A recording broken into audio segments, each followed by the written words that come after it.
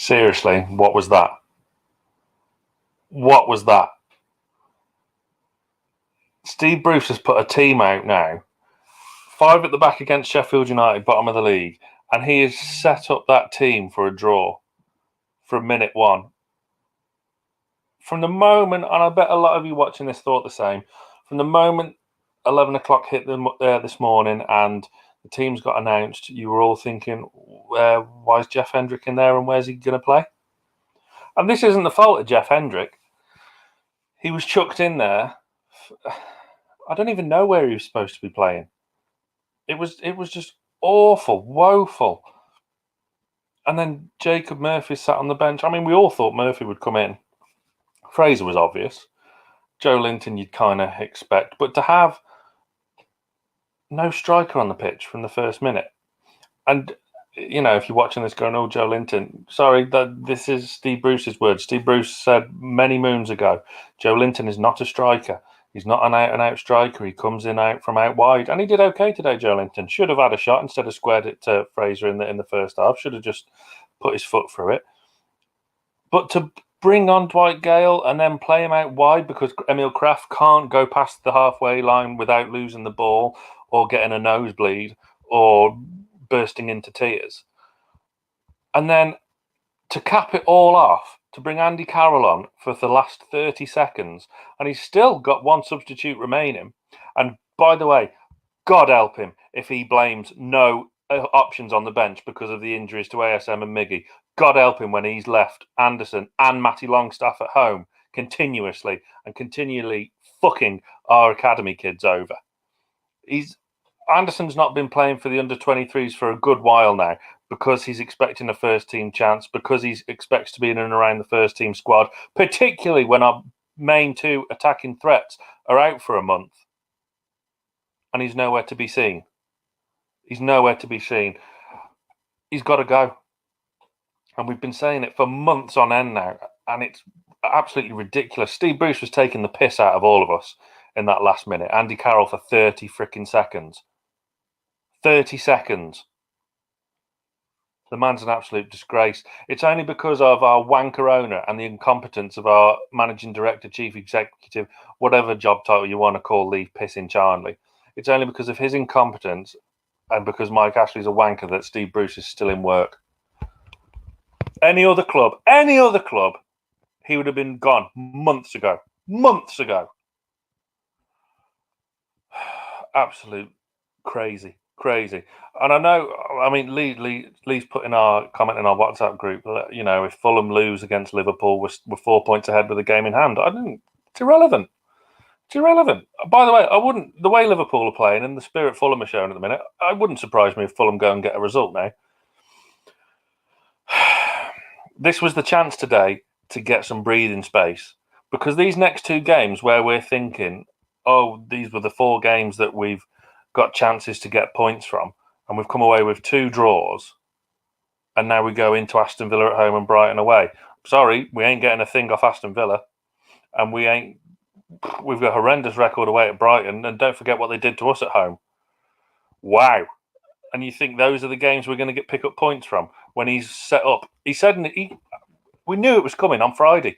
He said in his pre-match presser, this isn't a must-win game. And he set his team out like it wasn't a must-win game. Newsflash, yes, it fucking was. Yes, it fucking was. That was a championship team you were playing today. And you've still got Jacob Murphy, Matt Ritchie on the bench, Elliot Anderson and Matty Longstaff at home, twiddling their thumbs, picking their asses, thinking, what the fucking hell have I got to do to get a bit of first-team football round here? What is going on within that squad, I do not know. With the Longstaffs who have not been seen for ages, with Elliot Anderson, he seems determined to completely fuck up our academy system, even more so than it already is. Crazy. You know, positives, we've moved up to 16th in the league. Hooray. We're 16th in the league. Press the like button for 16th. Oi, oi. Completely agree with this, Kev. Bruce will set up for a point against Villa. Absolutely, judging on that. He's clearly got no confidence in any of the attackers in the final third other than Slow Linton. Who, again, that's harsh, actually. Joe Linton was by no means bad today. God, I thought he should have come off for Andy Carroll about 70 minutes, truth be told. But first half, he looked relatively good. First half, I think we probably just edged it. Second half, West Brom edged it. Horrendous game of football. That was a championship game of football against very much a championship team. Crazy. Let's look at this run-in now. Brighton, fantastic performance. Very unlucky against Leicester last night. I'm sorry we ain't getting anything from the Amex. Forget it. And Aston Villa, who I don't doubt Jack Grealish will be back for that game. You watch, because it's Newcastle. It's just our luck. That's the way things are. But Steve Bruce has completely took the piss out of us today again. And it's a continuous theme with him. We've got horrendous records with Steve Bruce in charge against the teams at the bottom. You think back to last season against Norwich. 1 point taken. Got absolutely dicked away from home. You think against Watford last season. 1 point taken out of 6. A lucky draw at home. Bournemouth was obviously the exception, of which we have now plenty of their players. You can't even say it was that much of a nothing performance. You can't even say anyone had a real stinker. No one had a stinker, but no one made a difference out there. No one had a cutting edge. No one had anything about them to make that cutting pass. There was some poor decision making in the final third by pretty much all of our attacking players at one point or another. But when you're not creating many chances, them things get highlighted. If we'd have created as many chances as we did in the previous few games, Joe Linton's chance probably doesn't get picked up as much, but it's going to be now because he squared it instead of having a shot. Willock, Fraser making a stupid run, taking the space away from Willock. What are you doing, mate? Go the other way. Head into space. Not completely fuck your man up and go into where he wants to get his shot away. Bringing 2 defenders with you. I can't get over these substitutes. I can't get over it. Manquillo was on the bench. If he's fit, why wasn't he brought on when Kraft can't have Kraft going forward? Kraft defensively was sound today. Absolutely no problem with his defensive work. Same with Dummett on the other side of the pitch. Dummett was fantastic defensively, but hasn't got the legs to get forward. And Kraft, when he did get forward, just absolutely ballsed it up every time. Every time. He got 1 cross in all game. 1. Everyone was average today. Yeah, exactly my point. You can't even say, oh, he's had an absolute mare today. He's had a stinker. First half, I thought Shelvey and Willock were superb. This system isn't suiting Isaac Hayden at all. He's being put out on the left of the 3, and he's not getting in the game as much. He's not getting in there breaking up play. Did okay against Conor Gallagher in the first half, but apart from that, he's wasted there. You may as well have stuck him right back and shoved on Gale from the start. And then you could have accommodated Hendrick in the midfield if you're so desperate to play him. Can't even blame Hendrick because this isn't his fault. Because I don't even think he knew where he was supposed to be playing. Crazy. Absolutely crazy. Again, very good point, Adrian. This is 19th and 20th where we've gone away and not beaten. And guess what? We've got 18th last day of the season. This was the chance. Where was Fraser second half? Very good point.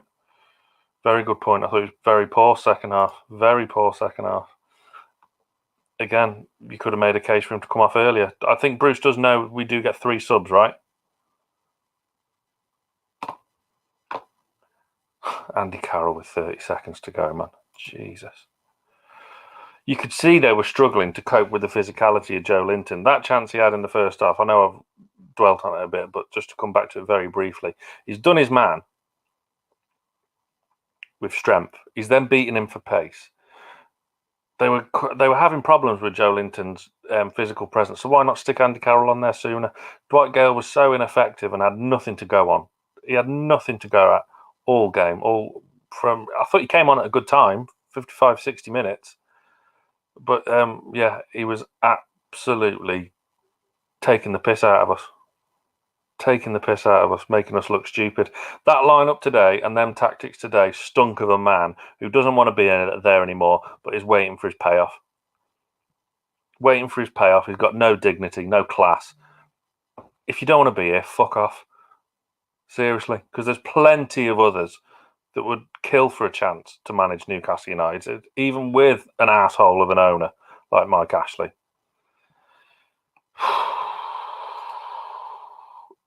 Yeah. Fans should be able to send in questions to Steve Bruce and let him out. It's never going to happen because the communication at that club's crap. Believe me, I've tried. Yeah.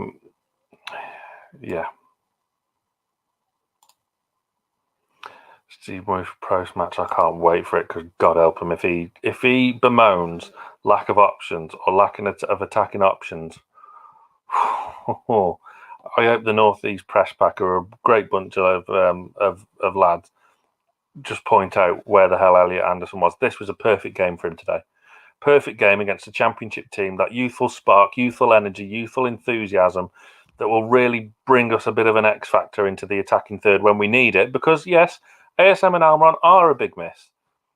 But would we have won with them today with the way we set out to play? I'm not convinced we would have done.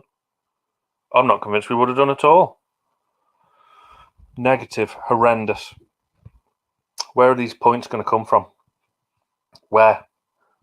Because we still need, 3 wins? 2 wins and a couple of draws. Sheffield United at home, Burnley away. I think you're clutching at straws if you think we're going to go and beat Aston Villa at home or West Ham at home or get anything at Brighton away. I really do. I really do think you're clutching at straws. And now we've got a few more weeks of watching Fulham, watching Burnley, watching Brighton, thinking, Jesus Christ, I hope you don't win. Because they're playing better than us. Tell me Brighton deserved to lose last night. I don't think so. Tell me Fulham deserved to lose against Spurs. No. Absolutely crazy. Feel free to come on and have your say on the fan reaction show with Matt and Liam. That's coming up in 3 minutes' time. Yeah, get your opinions in. Use it as a detox, as I've just have over these past 12 minutes or so.